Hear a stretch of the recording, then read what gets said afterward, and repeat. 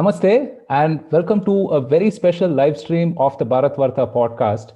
I'm Roshan Cariappa and I have Vivek Khaitan here as well with me to host our esteemed guest for today. Our guest today is one of my personal heroes. I discovered his book, Being Different, about 9 years ago, and it has had a very deep impact on my life, as I'm sure many of you listening to us. So, Rajiv Malhotra ji is among the foremost Indian academics and scholars of our time. He was trained initially as a physicist and then as a computer scientist, specializing in AI in the 1970s. After a successful corporate career in the US, he became an entrepreneur and founded and ran several IT companies in 20 countries. Since the early 1990s, as the founder of his nonprofit Infinity Foundation, which is based in Princeton, USA, he has been researching civilizations and their engagement with technology from a historical, social sciences, and mind sciences perspective. He has authored several best-selling books. The Infinity Foundation has also published a 14-volume series on the history of Indian science and technology. His new book on AI is titled Artificial Intelligence and the Future of Power, Five Battlegrounds. And in this book, Rajiv ji analyzes the impact of AI in a variety of domains and what these developments could mean to us from an Indian perspective. So once again, Rajiv ji, privilege and honor to have you on our podcast. Thank you so much for making the time. Thank you for inviting me. I love young people interviewing me, questioning me, grilling me, debating me, agreeing and disagreeing. All that is welcome. It should be respectful to the subject matter. It should be relevant to the topic. And as long as that is the case, I enjoy it. So let me just give you a quick overview of some of the points I'm making, because the five battlegrounds are all very distinct, though interrelated. So I'll give you some of the main points only. Artificial intelligence is a major disruptor, like the Industrial Revolution, in England and then in other European countries, disrupted the way manufacturing is done, disrupted world economics. Many industries died. The labor-intensive previous industries died. They could not keep up with it. And new industries were born, new job categories were born that did not exist. And it also disrupted the relationship between who are the winners and losers. Some of the people who are doing very well, their whole industry or profession was finished, and some completely new kind of people emerged. It also changed the relationship between countries. Britain became a big power and India became a colony. So when people tell you that the Industrial Revolution was great and so will the AI revolution be great, you got to tell them it was great for some people, but not for other people. In fact, the colonization of the world, not just India, but colonization of large parts of the world and European countries becoming colonizers, is related to the Industrial Revolution. Every historian will tell you that. The rise of Europe is related to the Industrial Revolution. So will this new AI revolution be the rise of China, for instance, because they are ahead in AI? Will, just like Britain and France fought wars with each other and also fought over colonies, who gets which colony? In India, British soldiers and French soldiers and Dutch soldiers fighting each other for colonial control. So in the same way, will US and China be fighting with each other and also fighting over colonies? Are they rival colonizers? Is that a way to look at the world? And not just these two, but a few others also. So, and where is India in all this? What will happen to India? Are we going to become another colony once more because in the AI we lost the race? Or are we able to move up fast enough? Too much AI creates unemployment, especially if it's very haphazard. It'll make the rich richer, but a large number of poor people will become poorer. Maybe the bottom 500 million people in India are vulnerable because they're not well educated. It's difficult to upscale them. You can say we'll upscale people to AI, but somebody is a taxi driver or a street vendor or barber. I mean, how are you going to upscale him to AI? It's not that easy. How about farmers, poor people in villages? How do you upscale them into the AI economy? Not that easy. It's easier said than done. And a lot of our people are talking like this because they're parroting what's written about AI in the Western countries. And so they're assuming they can just quote it and apply it to India. But that's not so easy. So is AI going to make Indian rich people richer, and certain industries and maybe certain regions like maybe Bangalore and Mumbai and some big areas become much stronger with the use of AI, while other poorer places will become even poorer? This is something we have to think about. If you have too much AI and too quick AI and haphazard AI, it will be a problem. But then on the other hand, if you don't have enough AI, if you're very slow in AI, then China will beat you. So what do? We are sandwiched between the problem of too much AI and the problem of too little AI. This is a very serious problem that I think India needs to talk about. And my book, as a lover of India, as somebody who spent most of my adult life sacrificing and doing whatever tan man dhan I'm able to do in my humble capacity, I've tried to do to help the cause of Bharat. As somebody like that, I just want to stimulate conversation. The purpose of this book is not to tell you this is right, that is wrong, but to stimulate conversation, more manthan, bring more voices. Right now, the experts are people who have written a lot of AI reports in the West, like McKinsey, Price Waterhouse Cooper, Ernst and Young, the World Economic Forum, all these kind of people. And I'm just giving you some examples only. They have written some authoritative works in the Western world and applied that same logic for India without doing a bottom-up study of India. A proper study of India should start at the village. They should go and interview the village panchayat, the district level people, to see what will be the impact on their economy. How will it impact the migrant workers? Nobody's asked that kind of question. Every one of those 60, 70 million migrant workers sends remittances home to look after two, three people in the family for every migrant worker. That means you can multiply 50, 60 million migrant workers by 3 or 4 or something. And that's how many people in the villages depend on this economy. What happens to this economy? You have to ask. So rather than doing a bottom-up brand new study on India, everybody in India is quoting these Western reports, which I don't think is a good enough job. Indian economists also misinformed. And the investment community very happy that we'll bring FDI. But FDI is good for top-level big corporates, the companies in Sensex. But the Sensex economy only employs less than 10% of Indian workers, maybe even 5%. The rest of the Indian workers are self-employed. They are small, medium-sized, companies. They are not the ones getting FDI. So this very top-down level planned economy with FDI is not what is the job engine. It's not the engine creating new jobs. It may create more profits. It may be good for GDP also. But GDP growth is not the same thing as employment growth. This is something interesting. So what does AI do as a disruptor in this very delicately balanced ecosystem called India? So the Rashtra, you have to check India as a Rashtra with many balancing forces. And I won't talk about things other than economy and defense, but in the book, I have talked about many kinds of forces. Economy is battleground 1 and defense is battleground 2 because China is an AI superpower. But there are all these other battlegrounds also where I talk about different things, which you should read about. So I will stop there because I think it's more interesting to take questions from you. Right. Thank you, Rajivji. This certainly sets the stage for our discussion. And again, seeds a lot of conversations that we can have around variety of these topics.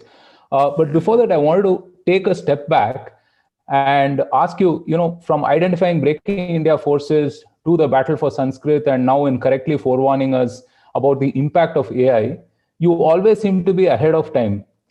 And what really provoked you into writing this book? So, AI is my original topic in graduate school in computer science. So it's not like something new I came up with just like that. I gave up all the study and pursuit of that professionally, 27, 28 years ago, and got into humanities, social sciences, history, faith, religion, spirituality, all of that. And I'm enjoying it. But I find that there's a big connection. People think that I've abandoned my traditional areas in order to study AI. That's because they don't know. People who say that, most people are saying that, don't know enough about Vedic thought, and nor do they know enough about AI to understand the deep connections. And I'm not disclosing the deep connections in this book, but I do talk about, I give some hints. And in a sequel, which I'm writing, you will see a whole lot of new kind of AI we can do where we can leapfrog ahead. We can leapfrog ahead of the whole rest of the world AI because we can bring a new metaphysics that'll change the way AI is done. And so we can not, there is a Vedic impact on AI, which I will explain, at some point. And then there is an AI impact on our civilization. AI can undermine our civilization if we are not careful. Or we can control the AI and drive it in a direction that suits us. So this is not off topic. I'm not a person who's diverted here, there, and scatterbrained. I'm writing 20 more books, and they will all look like completely different topics, but they're all connected. They're all deeply connected. Right. So I want, so in this book, I'm not making them, in my previous books, I handed over to the Hindutva crowd, the Hindu, activists and the people championing India and all. And they learned breaking India from me, then being different. And then they started their own movements, so many channels, so many organizations started, so many foundations.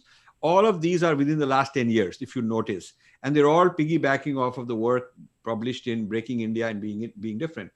But then gradually, rather than joining me, rather than us working together, rather than building this future together, they all went on their own, started competing and bypassing me, eliminating me, leaving me behind, criticizing me, attacking me. All of that happened.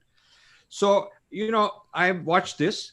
But now the situation is that these people are stuck in a corner. They have nothing new. They are, if you look at the last week, the last month worth of what's going on, it's about this scandal, that FIR, this, something happened in a church, some madrasa did this, something happened to a temple. It's the same old points that were mentioned in Breaking India and being different, but new examples of the same thing. So there's loss of imagination, there's loss of creativity, there's loss of tapasya to come up with, innovative new ideas. So what I decided is, I started this AI book research 5 years ago. I decided I'd keep totally quiet from the public. I gave a few talks only here and there. And I will now introduce it to new people. I'm bypassing this crowd because they bypass me. So I'm bypassing this whole crowd. I'm going to technocrats. I'm going to young technocrats, people in industry, people who know about computer science, economists, young economists, industrialists, venture capitalists, policymakers. So I'm actually creating a new support group, a new camaraderie with people, bypassing the whole Breaking India crowd, because that crowd is obsolete. And this book will show you that actually I've coined something called Breaking India 2.0. I'm going to describe something called Breaking India 2.0, which means that the Breaking India forces have jumped ahead using AI, using machine learning, using big data, learning our patterns of behavior, understanding us through all this gossip and talk and fighting going on. We people are giving up all our secrets, all our private thoughts into the social media. This social media is driven by algorithms. These algorithms are being trained by machine learning. So this AI machinery in the hands of foreign forces is actually the next generation of Breaking India. Our people don't even know this.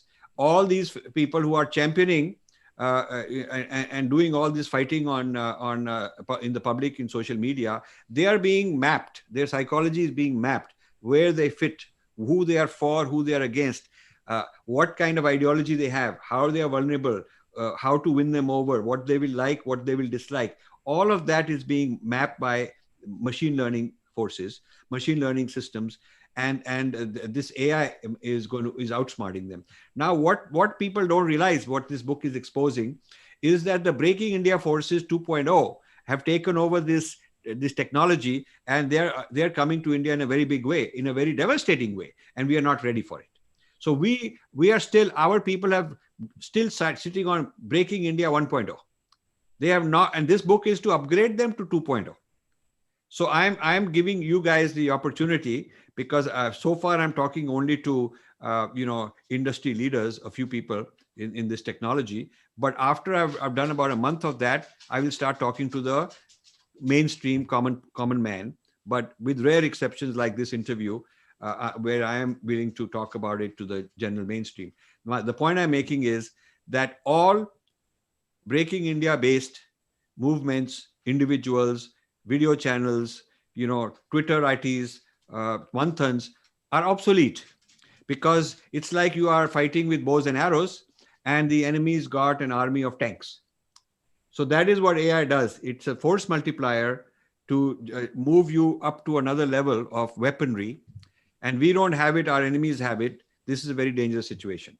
So that's why I wrote this book. Right, fantastic. Thank you so much again for making that allowance and being with us on the podcast. Actually, I mean, if one looks at your work, there's this common grain of a quest to understand the nature of intelligence. In fact, I mean, I think the first few projects from the Infinity Foundation were an investigation into consciousness and things to that effect. Yes. Yeah. Yes. Right. Vivek, your question. Yeah. So going to the next question, Rajiv ji. So you have studied physics and computer science, and so that's one part of your life. And the second part is that it has been your quest to understand the nature of intelligence. So marrying these two, you have essentially, written this book in order to warn us about the, developing technologies that is also an opportunity as well as a threat for India. So yes. What are some of these ideas and technologies in artificial intelligence that you see coming about which you're warning? So, artificial intelligence has perfected facial recognition. And every picture you put up on Facebook, they can recognize that, this is Vivek and this is Roshan and these are his friends. He's shaking hands with them. And these are his friends all the time because there's a lot of pictures. Now he's in this town. Now he's in that town. The machine can do the job of tens of thousands of human beings in tracking all this. Machines can recognize your voice. Machine can recognize your image, your handwriting. And not only that, machine can recognize shapes. So it can, from the satellite, it can count number of tanks, number of trucks, number of soldiers. It can count enemies moving at so many miles per hour, in this direction. This is how big their force is. It can do all of that. So when you look at the impact of facial recognition, it's also used for surveillance. Now, China has put several lakh video cameras for surveillance in Pakistan. Why? So they're told the Pakistani military will keep you secure and we'll give you data on who are the bad guys and where they're moving. We'll recognize all your enemies and keep track of them. And surveillance ke liye. Pakistan is very happy about it. But all this data goes into China and they are doing their machine learning. So they are keeping track also of the generals of the Pakistani military and the political people and the scandals, how to embarrass them, how to blackmail them, how to take advantage of them. So one day they may decide to pull the string and say, okay, if you don't do this for me, I can expose you. So this kind of this is what the East India Company had with the Rajas. Indian Rajas were exposed because the British were protecting them. They were looking after them. They were their friends. They also knew they had spies. They knew all about what's going on in each Raja's palace. That was without the technology. Now, with all the technology and all the cameras everywhere, imagine how much better this job can be done of doing surveillance of the ruling elite in any country. So China has got Pakistan almost like a digital colony. It's like a digital colony. And similarly, many African countries China has colonized. And Pakistan cannot get out of the grip of China. Pakistan will be used to do the dirty work. The boots on the ground in a war with India, the boots on the ground will not be Chinese soldiers. They will be Pakistanis. Pakistanis, actual military people, and Pakistani infiltrators, terrorists, all that will be the kind of human body out there. China supplying them the technology, the money, the training, all of that in the background. So this China-Pakistan axis is very dangerous. So this is one of the things that should wake up India. And the people in India who really understand it are the military people. I talked to some of them. Some of them go on camera and talk about it. Some of them don't want to, but they understand it. They understand how serious it is. And the US, I talked to the intelligence people, the people who are with the national security background, military background, this weaponry background, weapons industry background. They also tell me they're very concerned about what China has done with AI. And one of the reasons they're very alarmed about China is because it's stolen a whole lot of AI technology from the Americans only. They've stolen a lot of this technology. So that is a field. This ability to do surveillance is also on your own citizens. So China is building this society of surveillance. It's called the surveillance state.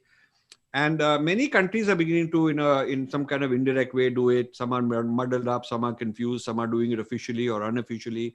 But this is what Edward Snowden, why he got in trouble, because he was a whistleblower, several years ago. Now he's hiding in Russia because he exposed that US is doing it secretly on its own citizens. So the use of AI is pervasive in this kind of a thing.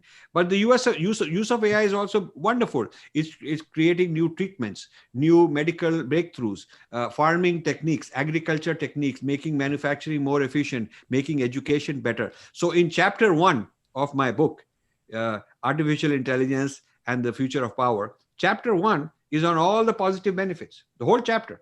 On all the positive benefits, what are the technologies, natural language processing, you can translate languages very instantly, and you can understand what somebody is saying through sentiment analysis, through all sorts of natural language processing. You can even write responses. AI programs are now writing editorials.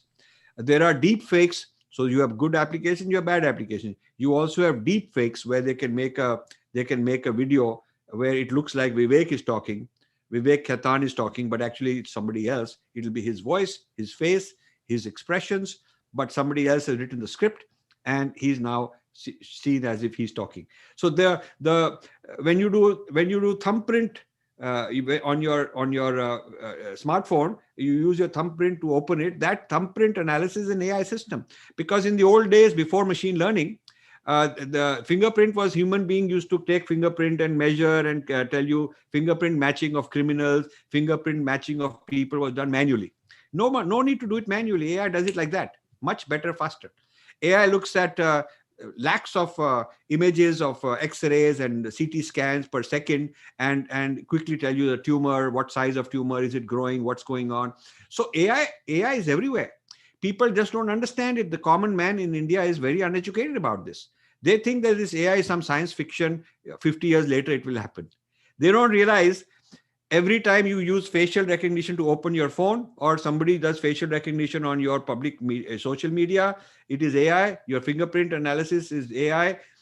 The social media is making a map of your psychology and deciding what kind of post to send you, what kind of post not to send you, what kind of advertising is good for you. Are you somebody that should sell you Nike shoes or not sell you? Which Netflix movie should they promote to you? What are your likes and dislikes? What is your pattern of behavior? So all of this marketing for various brands is how these companies have become so rich. Ab aap soche, they're giving you free services. So people are very happy. There's search is free, Gmail is free, social media is free, all this Twitter is free. So what people are spending much of their time doing, and much of the way to become successful and famous, is being given as a gift of these devatas. I call them devatas. Google devata, Twitter devata, Facebook devata. The devatas are giving you this free. But these devatas are the richest companies in the world. Now this is very strange. How the man who became rich in the last 10 years, they were not rich before that, how they became rich, they did not inherit any big money. They did not get big government support. They from nowhere, they became the richest people in the world in the last 10 years. And they are doing it by giving things free. Wow, smart people should think about it. Now, I have tried for 5 years to convince our thought leaders in private gatherings. They don't get it. So I decided I'll write a book. I'll write a book and let the Aam Aadmi know about it. Let the Aam Aadmi make enough noise, and leaders and elitists and people with authority, they will wake up. I'm trying to shake up Indians so that India can be saved, so that India can once again be ahead of the curve. Superpower. Until 10 years ago, India was called the software superpower of the world. But now AI, which is the ultimate computer science, invention, if you will, the ultimate, accomplishment of the software industry is AI. China is ahead of us now. How come we were the superpower, but they are 10 years ahead of us? How did this happen? We should ask. My book answers the question. My book answers the question, how did the world superpower end up becoming like we are not in the top 5 or 8 AI countries in the world today? So this is why I'm writing this book, and this is why it is so important to understand both the positive benefits of AI, and in the context of positive benefits of AI, we have to catch up. We have to become number one. We cannot be importing things from other people because we don't have enough good AI. And we must also understand the negative applications of AI, like the breaking India forces, like the defense that could be a problem for us. So we must know AI, how to use it aggressively for us, how to defend against other people who are using it against us. Both we should know. Right. Thank you, Rajiv ji. There are a whole bunch of questions in the comments. We'll take these up as and when possible. Rajiv ji, one of the other things that you talk about is this whole aspect of the demographic dividend actually turning against us if we don't necessarily educate and reskill our youth or the people of the country, right, for the new jobs that for the jobs that might be impacted by AI as such. You briefly mentioned upon this this facet on the opening address as well. Can you go into a little bit of depth on this front? Yes. See, every profession, the leaders of every profession should do a study of the impact and publish it publicly, and invite labor people, workers, employ young people who are into education. It is your future. It is not my future. I'm 70 plus. None of this will affect me, by the way. I've had a good, comfortable life. I've lived a wholesome life. I've done my job, done my dharma, and I'll continue doing that no matter what. But I'm worried about people like you. I'm worried about the young people. So people of different communities, different jatis with different professions, different industry organizations, should each of them do its own study. I'm available to coach. I'm available to help figure out how to do these studies. But let's take one example. Let's take the example of automobile industry in India, which according to some reports has 4 or 5 million workers. Not only cars, but also ancillaries, parts. India is one of the largest exporters of automobile parts. Yeah. Now, what happens with the electric car is that there is no internal combustion engine. When there's no internal combustion engine, there's no spark plug, there's no carburetor, there's none of those little, all kind of very complicated machinery gone. And thousands of small industries and medium industries that are making very, very specialized things are gone. So that is replaced by a battery, lithium-ion battery. Lithium is the material on which that battery is going to be made. China owns the majority of the patents for lithium. And China controls 50% of the raw material lithium supply of the world. China's own lithium mines bring 11% of the world's supply. And the rest of the 50% that China controls, they bought the mines in other countries. So what a smart investment. Our billionaires are busy buying private yacht or island or building this 20-story house and becoming devatas and becoming very glorified, famous people. And we are saying, thank you, sir, you are so rich. Why are we thanking them? They're not investing their wealth in a proper way for the nation building. China took a lot of the money they made from this cheap labor arbitrage, selling cheap factory labor. They made that money and they invested it into very strategic things. So when they discovered that lithium-ion battery is the future battery and the future of the cars, they invested in the large amount of R&D to control the patents. So they will license. Now, while India will be making these cars, but they will be importing lithium from China, and they'll be importing the technology and paying them royalties. So what is going to happen is the internal combustion engine, which is 100-year-old technology, India had indigenized 100%. There is not even 1 rupee worth of foreign required component in the technology of cars today. India is totally self-sufficient. We don't need to buy that engine from anywhere. India knows how to make it because it's been around for so long. Now we are dismantling that industry, which means we are dismantling 4 or 5 million jobs, and we are going to create a new industry which will create new jobs, of course. But the new jobs, the new industry will not require the same talent, the same know-how which we have in India. It will have made in China know-how. Now, why do you think Elon Musk keeps praising China? Why? And why you think his first factory is in China? His biggest base is in China. It's because he knows that he depends on China for the lithium. He depends on China for that. So he says, I'll be friends with them wherever I set up my factory. Even the factory that's set up in India, it's not going to be 100% Indian made things. It'll be an assembly. But the lithium technology of the battery itself, battery is the engine, that will come from China. So you see, I'm giving you one example.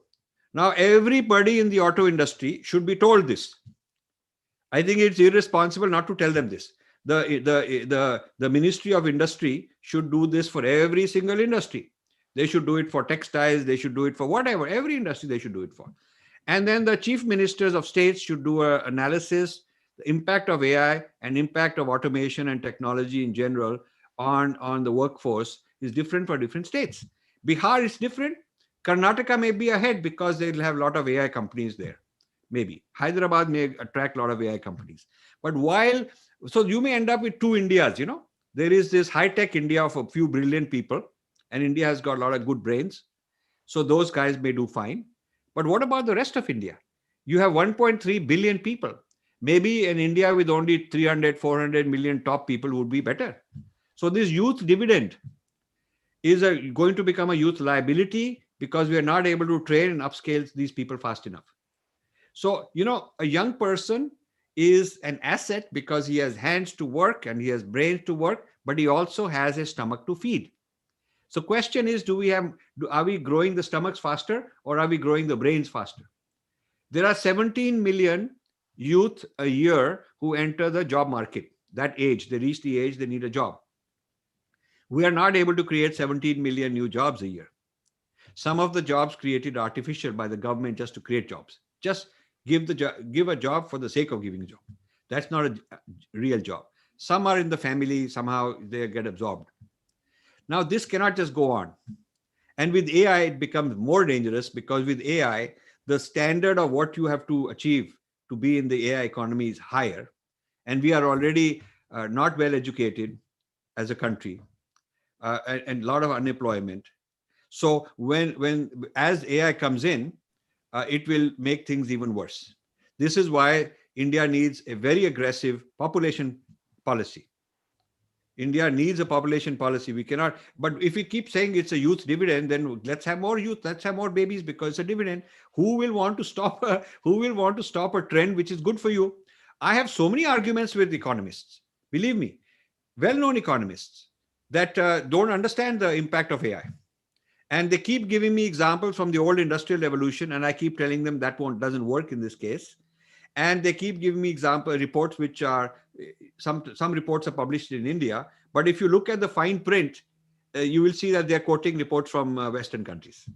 So in this book, I have a big bibliography in the end, I have a few thousand pages worth of economic reports, jobs reports, these kind of reports that I've quoted in this book. So it is well referenced. I have a lot of proof, a lot of evidence about these things. And I'm happy to have debates with economists, with industrialists, with people who are talking about the future of jobs, people who are into education policy. I am very happy to talk about it. All of that is part of Battleground 1. Right. Vivek, I think you're on mute. So Rajiv is going to the next question. The world has gone through COVID-19 pandemic in the last 1 year, due to Wuhan virus that originated in China. That has caused massive economic dislocation around the world and also in India. But now it seems that India is, the economy has bottomed out and India is coming out of the, current economic morass. The last 2-3 months data has been very, very encouraging. India has also started investing in AI, even though it lags a lot behind China and USA, who are the leaders of AI in the world today.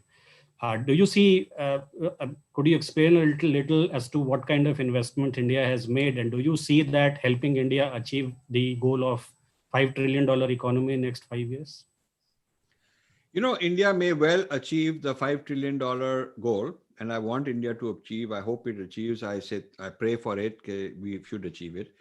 But the question is whether this value will go equally to the poor segments of the economy, or just make a few people billionaires worth even more billions. Maybe we should not measure the Sensex as a barometer of economy, because we should look at the Aam Aadmi, we should look at the poor segments. And they're not Sensex investors, so we should not look at it that way. Someone told me, and I need to verify this, that for every 10% over several years, every 10% increase in GDP, there's only 1% increase in employment. Now, this is very interesting. So if we are measuring success based on FDI, and FDI will increase GDP, but we ought to make a measurement in terms of employment, because that's what affects the common person. So you see, the $5 trillion economy is just a sort of macro view, and it's mostly organized economy. Large part of the economy is not even measured properly. It's unorganized economy, self-organized economy at the very low level, one or two people working here and there together, not measured properly. So this is improving. I mean, things are certainly getting a lot better, but still there is a lot of that pyramid is very steep pyramid. So I think to talk about AI in particular, India is actually doing very well in awareness in medical AI. AI is helping a lot in medical. People are interested in digital, education, so e-learning. But e-learning is not really AI based, but some people are getting into that still. In the manufacturing economy and in the corporate sector, Indians are very much, trying to get this done in a big way, the use of AI. But the AI is a rich man's luxury. It's a big companies only that have AI. The small guy is not AI savvy. So I'm more worried that the small guy will be eaten up by the big guys. There's an internal colonization. Reliance may be colonizing the little guy. So you will be basically working under them. They'll say, we are supporting you. They will say, we are supporting you. Like East India Company basically turned Indians into a labor class and said, oh, we are supporting you. So, Indians will become basically service economy, retailing the products that are either made by China or by USA or by a few big giant Indian companies. But the average man is not self-sufficient. The average village would not be a self-sufficient economy. It would become dependent on what these big guys have given you.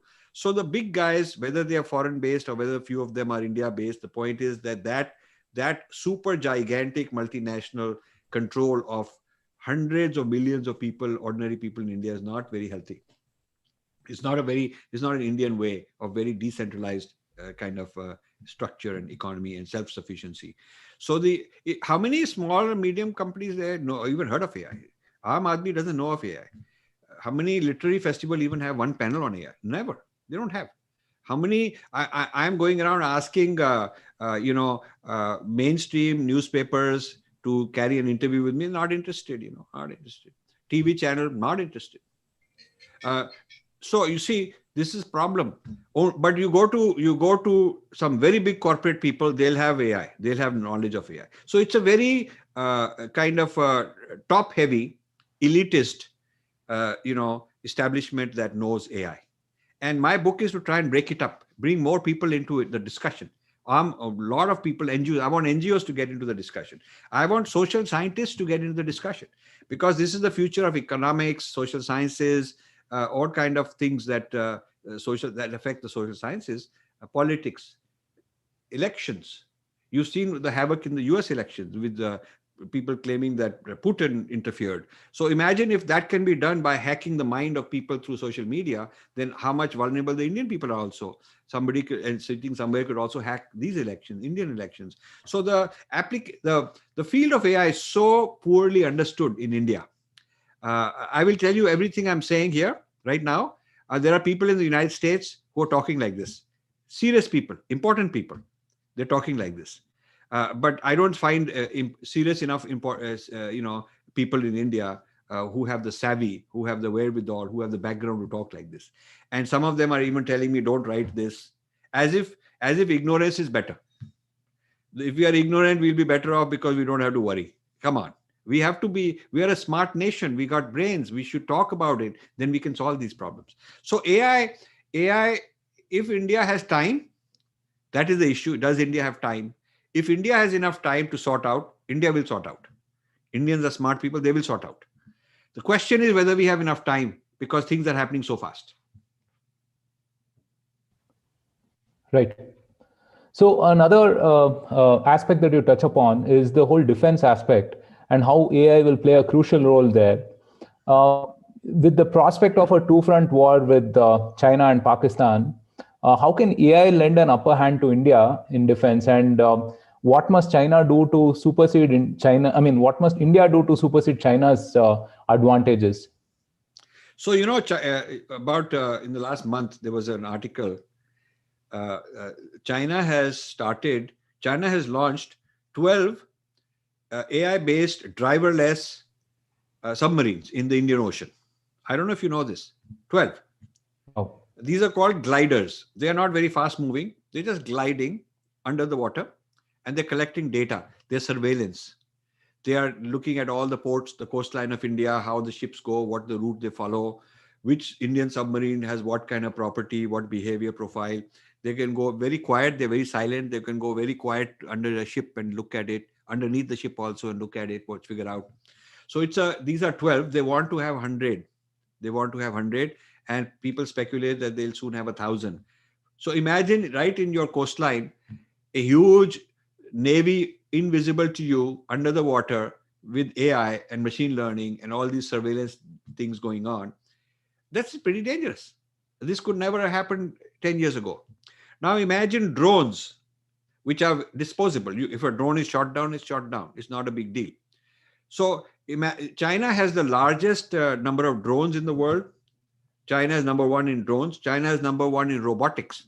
So imagine the application to robotic soldiers. Robotic soldiers. They can carry more weight. They can go in different climate conditions. They don't need food. They won't fall ill. So right now they're just working to make the battery last longer and longer. Right now the battery life is less. They want to make the battery life more and more. And so once soon they'll be able to deploy these in the Himalayas, in various places. And these robotic soldiers, there'll be a very large number of them. And with drones, with image recognition, targeting very precisely what to do. Some drones will just do surveillance and send the picture somewhere else for a missile. Some drones will have some weaponry to shoot on their own. So the future weapons I have discussed in this book. China's AI-based weapons I have discussed in this book. I think it is chapter 3 or something like that. I think it's probably chapter 3. And that talks about the US response, some of the US initiatives, the US Navy, Air Force, Army, what they're doing with AI. So right now, the US versus China is where this whole thing is. Now, why India has to pay so much money to buy Rafale jets is largely because these Rafale jets got AI. So it can do with AI, one pilot can do the job of 20, 30, 50 pilots, keep track of so many enemy planes, so many missiles coming, calculate the velocity of every one of them, figure out all the possible strategies that the other side has. What are our counter strategies? This is something that would require a big team of pilots to do. But with AI, you can do it. So therefore, even though we have AI manpower, we have intelligent AI experts in India, but they're working for Microsoft AI, they're working for Google, Microsoft India, Google India. Most of the good ones, they go overseas. So while we have the brains, we're not using them for our own technology. We don't own the technology. They use the technology. I bet Rafael, wherever they do this R&D, I bet there'll be a lot of Indians sitting there. And so that technology belongs to the foreign country. We buy it back for large amount of money. And then we do like this, very grateful to you, sir. Aapne humko kya de diya? Like that. So, this servile mentality, looking up to those who supply us with technology. And then we are also grateful to them that they're hiring our people, not realizing if you connect the two, they're hiring our people. This is how they get their technology, then they sell it back to us. Okay. So this is the defense. The Defense Department needs to be completely overhauled in the level of R&D. Now, I'll tell you what some of the problems are in the book I mentioned. A very large portion of India's defense budget In fact, the majority goes for what? Do you know what it goes for? Salaries. Okay. Salaries, including pensions, and you have to pay your people. So it's a very labor intensive army, not technology intensive, but labor intensive. And therefore the size of the army is manpower. How many, lakhs of human beings are employed. So the money goes into that. What money is left over goes into maintenance, supplies, those kind of things. Then procurement of new weapons is a very tiny percentage of Indian budget. Procurement of new advanced weapons. And in the procurement of new advanced weapons, guess where a large portion of the money goes? Buying foreign weapons, because we need them. Otherwise, they will finish us off. So the money left for domestic research into futuristic weapons of our own is very tiny. So how do we catch up with this kind of a thing? And in the United States, there is something called the military industrial academic complex. Military funds the industry, funds the academic people, the professors. When I went to computer science in the early 70s doing my postgraduate work, and AI was my topic there, my professor was a defense contract. He had defense grant and all that. Most scientific, technological top institutions, they get a lot of government money. And that government money goes, a professor is the leading guy. He brings in all the best students and he brings them in.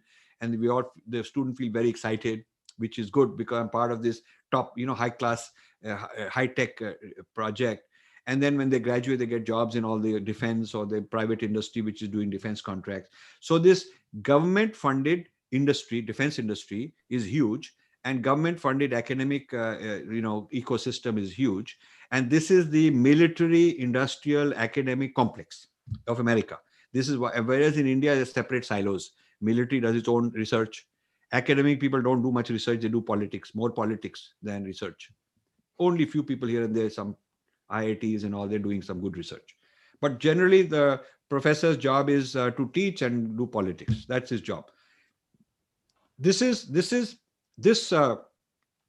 decoupling of military from industry, from academics, is a very sad thing in India. And then also the separation from industry.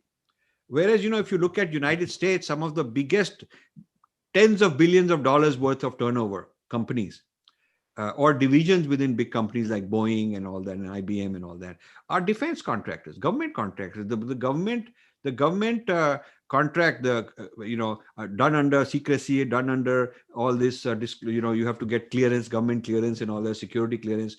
All of this kind of work done by private industry is huge. So if you want to solve the problem, what should India do?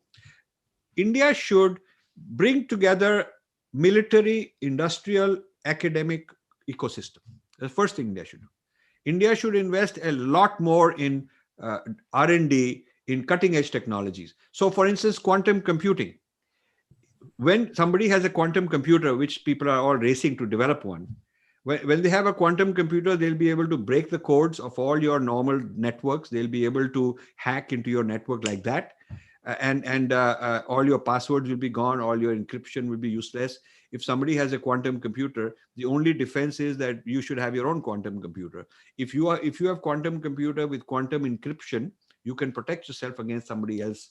But if you have a normal computer like today's technology and this kind of an internet like today's technology, you will be vulnerable. And so suppose a missile is coming, and this missile has been sent to bomb a particular target.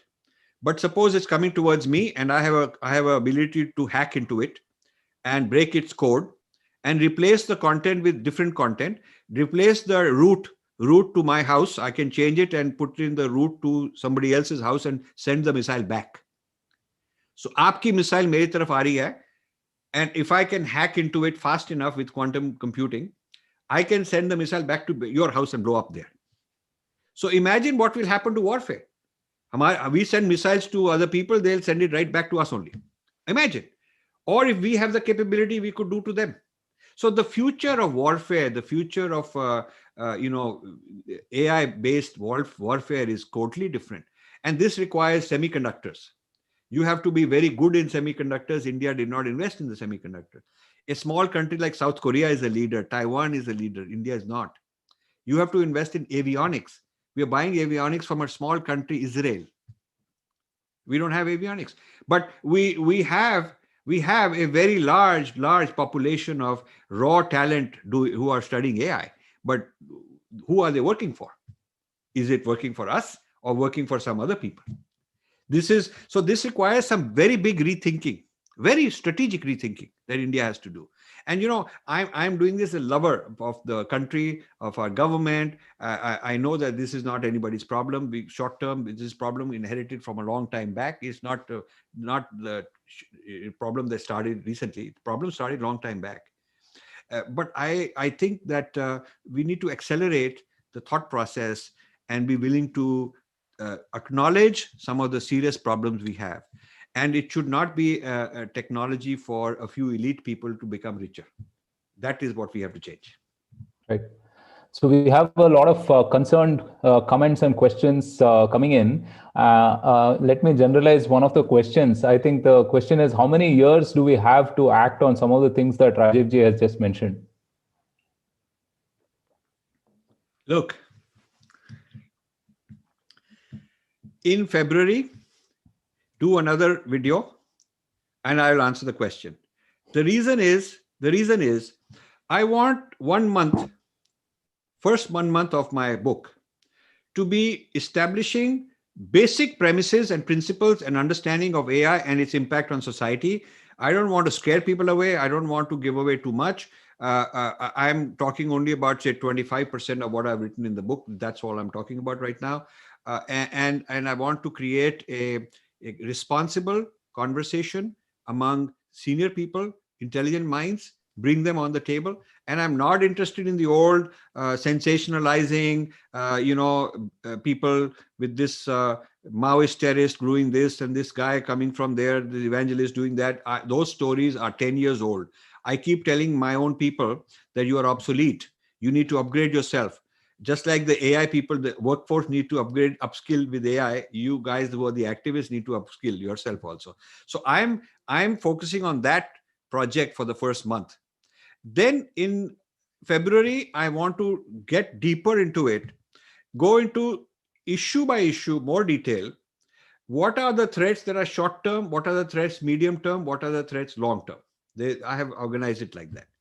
And the short term threats, where we can say, okay, we lost, we're not going to be able, we'll do some damage control, but we're not going to become number one, but we will go into the medium term issues and go ahead of other people. How to get ahead of other people, how to put them on the defensive, how to use our strengths, which we have. That is the conversation I want to start in February. And it will be a delight to have the kind of people who ask these questions. If you can send me their email IDs, first of all, if you can send me the email IDs of people who've signed in, it will be wonderful for me to send them a thank you note. And I want to tell all of you, if you go to my website, at least buy the book and start reading it and sign up. There is this the website is www.aiandpower.com. The website is aiandpower.com. And there you can sign in, put in your name and email ID, and you become part of our group, and we will keep you posted. And I want to do these Zoom events with people who are signed up. In fact, I may invite a whole lot of these people, and you guys can co-host and keep having these Zoom conferences, because in one conference, I can only introduce some topics. And then those who've already been into one such meeting can be invited to a more advanced meeting. That's what I want to do. So that's what I would request is, rather than me giving you in the next 5 minutes a quick answer, it's a very good question. What is short term? What is medium term? What is long term? Where is the game over? We have 1 wicket left and we have to make 200 runs. Game is over. I mean, we can't just imagine. And full 2 days, good sunny weather, we can't expect a draw. So we are lost. Okay. But where do we invest our energy where we will win? We have a little more time, not too much, a little more time. And let's put our resources there and get ahead. I want to talk about those kind of things. And I want to talk to smart people like you. And certainly the person who asked this question is asking a very intelligent question. Fantastic. Vivek, you had a question? Yeah, so Rajiv ji, that takes me to the next question, which I would ask in 2 parts. So the first part is that the philosophical basis of the development of AI that you talk about in the book that you say is biological materialism, essentially treating consciousness as biological, as material, which you contrast with the age-old Indian idea of Vedantin philosophy of consciousness, primacy of consciousness, essentially, whereas consciousness is not seen as something which is material; it is transcendent, right? So the first part is where do you see this debate going ahead in terms of development of AI? And the second part of the question is that given that the biological materialism is the basis on the basis which a lot of technologies have been developed, and big tech has control of a lot of these technologies, and they are now influencing or rather deciding what are the ideas which are permissible to be put in the public domain. And we saw that they are becoming even more powerful than the most powerful politicians. They were able to deplatform even Donald Trump even before he exited the presidency. So how do you see the place for India in terms of both the philosophical idea as well as control of emerging new technologies? How can India be Atmanirbhar in these emerging technologies? So, this is a great question from chapter 5 of the book. Chapter 5 of the book is about the battle for self. And then towards the end, chapter 8, 9, also, I talk about these things in the Indian context. Now, both these are very important, but you should realize in my book, I have a section called The Return of the East India Company. And I talk about East India Company was more, and I say this in the book, East India Company was more powerful than the British government. It could, this Google and Facebook and Twitter can deplatform Trump while he's the sitting president, because they have this big data. They know all the scandals. They know more than Trump knows about himself. They know more about Trump than he knows about himself, because they know a lot of things that he may have forgotten, or he's in denial, or he wants to forget, or he thinks nobody saw it, but they have some way to find out. So this big data, as it's called, big data, and all the machine learning based on it has more data than the government in some cases.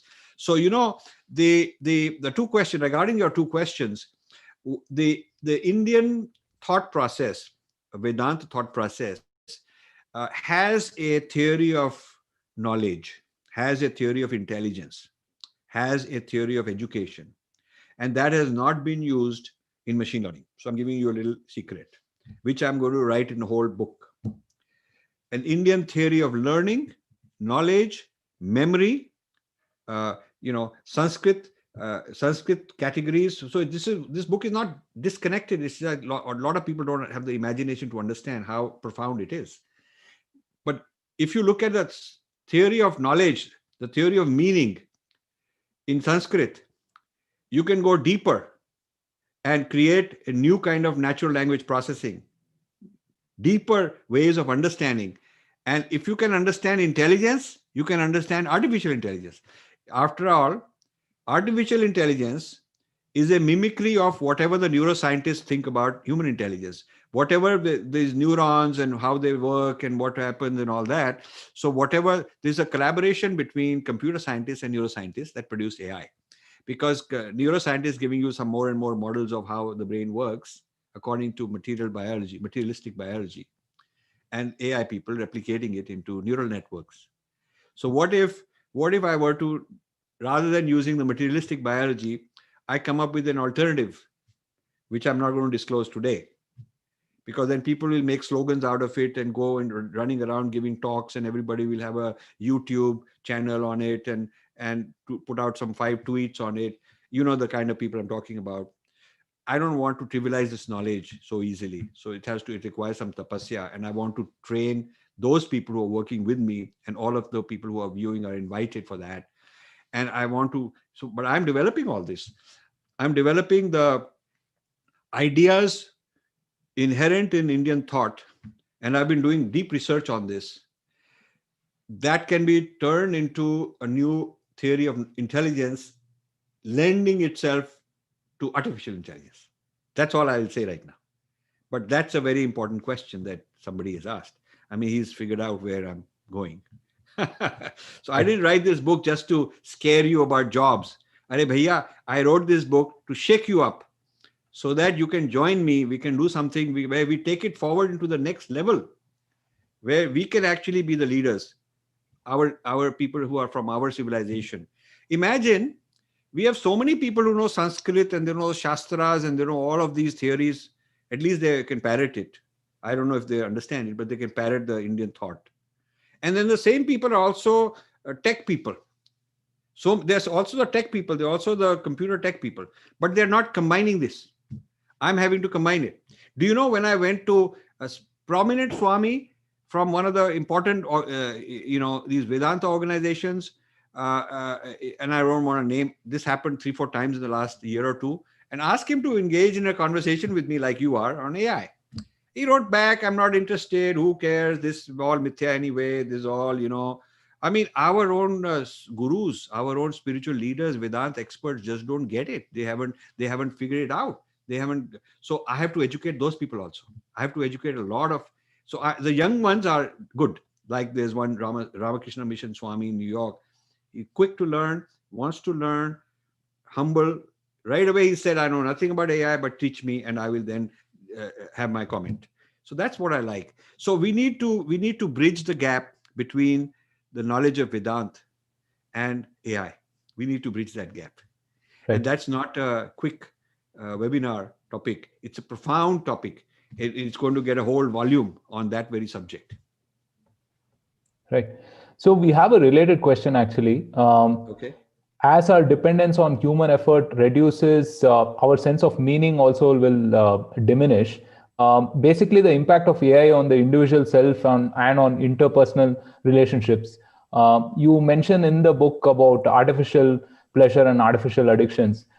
Maybe you could talk about that a little bit, Rajivji. Yeah. So what this person, I'm glad he's read the book. This is chapter 4 of the book, is talking about the battle for agency. Agency is my sense that I'm in control. I'm making decisions. I like this. I don't like this.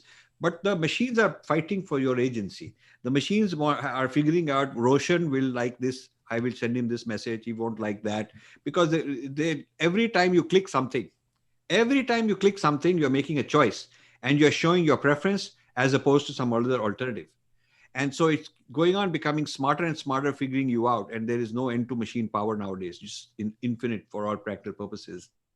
So this, I call it, as machines get smarter, people get dumber. The reason people get dumber is we turn over our agency to, Google will search, Google Devta will tell me, Siri will tell me what I need to know, Wikipedia will tell me, why do I need to learn anything? I have people who are in their teens telling me, Rajiv uncle, why do we need to learn anything? Sab kuch Siri ko bata. Siri will tell us what we need to know.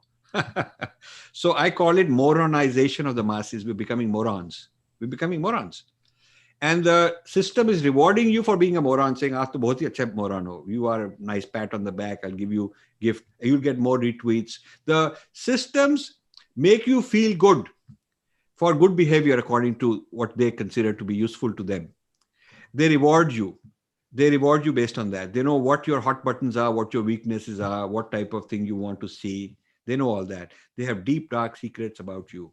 And we think that this is some kind of a mechanical device which is understanding me, so privacy doesn't matter. It's not a compromising privacy. But the mechanical device understanding me is owned by some human being. It's like if there is a hidden camera in a dressing room, like I think one of the ministers, the lady minister, had a big problem because she was buying some clothes, and in that dressing room there was a video camera, and she felt insulted and abused.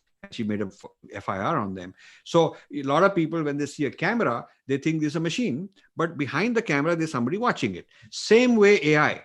While the algorithm is watching all my posts, what I'm doing, the facial recognition, the point is that these algorithms are owned by some people. They're owned by human beings who can push the button this way or that way. I'll give you an interesting thing.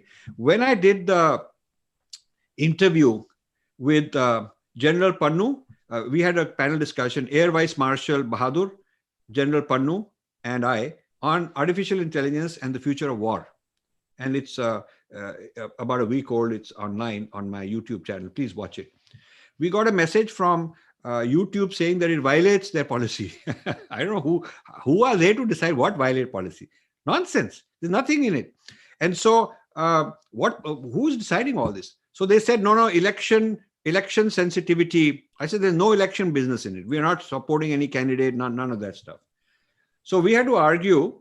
And then people on my team were able to convince them and to have a human being look at it. They said algorithm has decided, but there's a way to escalate it and require a human being to look at it.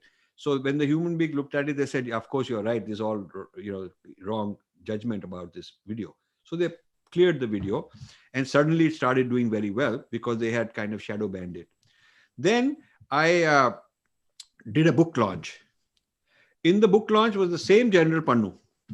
He's a very strong guy. He's very clever, clear thinking, but there's nothing he's saying that is a problem, except he's linked with the previous one, which they felt was a problem. So the same person shows up in the next one. Again, they send us the same message saying that, sorry, this is not, they're kind of filtering it out. And they will not, they won't ban it, they won't block it, but they will not, let it go viral. They will not, they will limit it to a few people knowing about it. So again, we argued, and this morning they released it. So, not only are we being hacked psychologically and turning over our agency to autopilot mode. Google Devta, you please look after me. You tell me what to do. You tell me what is true, what is false. I will follow. You tell me who's right, who's famous, who gets more retweets, whom I should be spending time with, who's no good. You tell me. You tell me this person has scandal. I won't go for him. This person is very popular. He's doing well, so I will support him. The adhikaris are these foreign AI sources have expert systems. Foreign AI based gigantic systems have become the adhikaris rather than our traditional adhikaris. Okay. And we are losing our sovereignty. India is losing its sovereignty. It's a national security crisis that I'm talking about in this book. It is not just that the children will be, not well informed and they're doing too much of this and they're not learning. Okay, that is one issue. But I'm saying that there is an erosion of self-esteem. There's an erosion of adhikar. Who's the authority ultimately? Who do I listen to? There is this thing. Even my identity. I want to be identified in a way that is good for search engine optimization. I'll say those things that they will be happy with. Search engine optimization is sort of like agama. When you go to a devta, you do agama, which is a ritual procedure that you bring this oil or bring this much ghee or bring this rice, and you do this with your left hand or right hand, then you do this so many times. This is a very protocol. This is a protocol. Agama is a protocol to please a certain devata.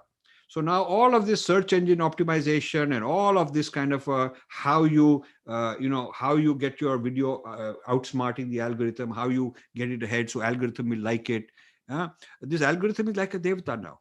And all of these, our people are running around trying to decode, reverse engineer the agama that this particular devata likes. This is colonization. And this is going from the highest level, all the way down. The whole society is mesmerized by this nonsense. And I'm fighting it. I've been talking about it. So I decided I'll write a book and go public with it. And now when I go public with it, people saying, why are you telling the people all this? Why are you making it open? Why are you educating our enemies? And I tell them, don't insult our enemies. They already know all this. They know our weaknesses. They know where we are vulnerable. They know how to hit us and bring us down. I'm trying to wake up our own people. Right. So Rajiv ji, my next question is, you were born into dharmic civilization and you have learned a lot from it, and you have been, spending a large part of your life, giving it back by educating us about the strengths and weaknesses, and especially the dangers that lie ahead for dharmic civilization. So I want to know what impact you think AI will have on an overall basis on our dharmic civilization over the next 2 to 3 decades, and how can we use it to our advantage? So this is the whole point of chapter 5 of this book, and then towards later on chapter 9 and 10. So people should read that. I do give an idea of that. I feel the next 10 years are very tough for us because we have a long lead of that China has. It's not only China. If you look at the top 10 in terms of investments and number of patents and things of that kind, You will find besides US and China, there is Russia, there is Japan, there is South Korea, European Union. There's a lot of these people. And India is not anywhere in that. So to catch up is, we are thinking we are catching up because we are training lakhs of AI people, but that's labor. We are training that labor to work as labor class. That's not the same thing as intellectual property. That's not like patents. That's not like original thinking. So we are producing a huge army of people who do some basic work, very rudimentary basic work in AI, and we feel very proud. So to catch up and really get into the driver's seat, where this technology is going to go in the future, there are several fundamental, foundational things we have to improve, which I'm listing. And the next 5 years minimum and up to 10 years, it'll take for us to do that. If we start doing it now, we have not started doing those things now. We don't even have an understanding of those things because we're living in some clouds ki hum Vishwa, Guru ban gaye hain, like that. So you don't become Vishwa Guru without the Purusharth, without the effort, without the tapasya. You have to do that. So my concern for India is this window of this decade. This is the window we are vulnerable. This is the window when a China-Pak combined attack using these new technologies and Pakistani boots on the ground can really be devastating. We don't have a defense. This is the window when the Breaking India Forces 2.0 can be brought in to finish us off from inside.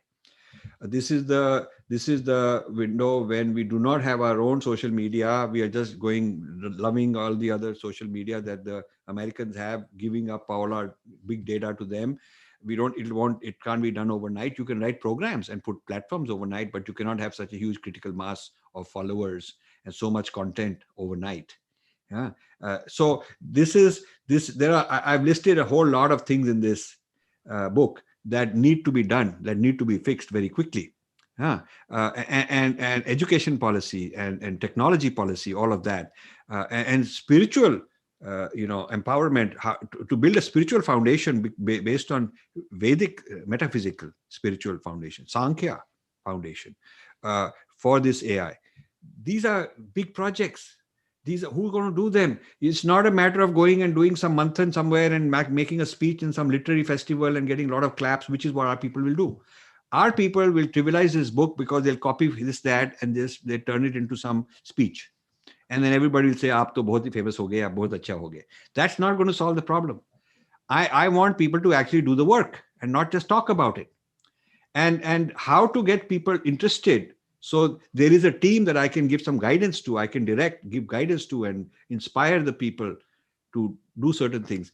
Who will organize it for me? I can't go and organize. I don't have the means to organize. I'm not an institution. I'm not an organization. So I think that if we were to get organized and we were to put the right brains, the right kind of leadership, vision, and we have certainly the youth talent, the raw talent is there, not in short supply, probably more than other countries have. With all that put together, we'll need minimum middle of this decade, 5 years. And it could be many more years before we can say that we are out of danger and now we can be truly Vishwaguru. That will take that much time. But do we have the will and the leadership to put it all together? I don't know. Right. So Rajivji, this has been a fascinating conversation, and in typical style, you have seeded many different ideas here that a whole lot of people should take forward and definitely debate as well in the right places. Rajivji, to end this podcast, just one final question to you. We have discussed plenty of things,